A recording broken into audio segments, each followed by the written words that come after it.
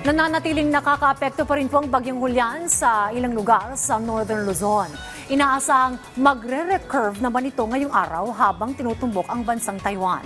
Ang update sa lagay ng panahon, alamin po natin mula kay Pag-asa Weather Forecaster Samuel Duran. Magandang umaga po. Ano pong latest sa ating panahon?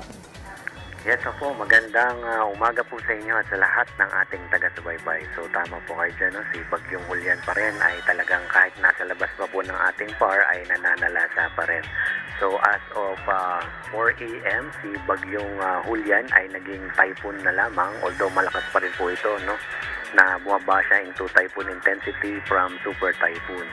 And may taglay sa kasalukuyan, siya po ay nasa layong 280 kilometers northwest ng Itbayat, Batanes, outside PAR. May taglay na lakas, umabot sa 165 kilometers per hour at pagbugso ng hangin umabot sa 205 kilometers per hour.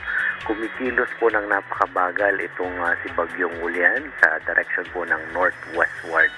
At dahil po dyan, kahit po nasa labas na siya ng ating PAR, nakataas pa rin po ang signal number 1 dito sa may Batanes, Babuyan Islands, northern and western portion ng Ilocos Norte, and yung northwestern portion ng mainland Cagayan. So po yung mga nabanggit pa rin natin mga lalawigan ay posible pa rin po makaranas ng mga pag-ulan na may mga pagbugso ng hangin.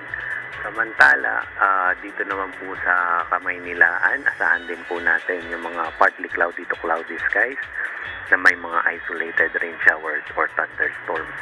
Meron din po tayong easterlies na nagdadala din po ng mga pag-ulan dito sa may Davao Region, Soc-Sargen at Barm.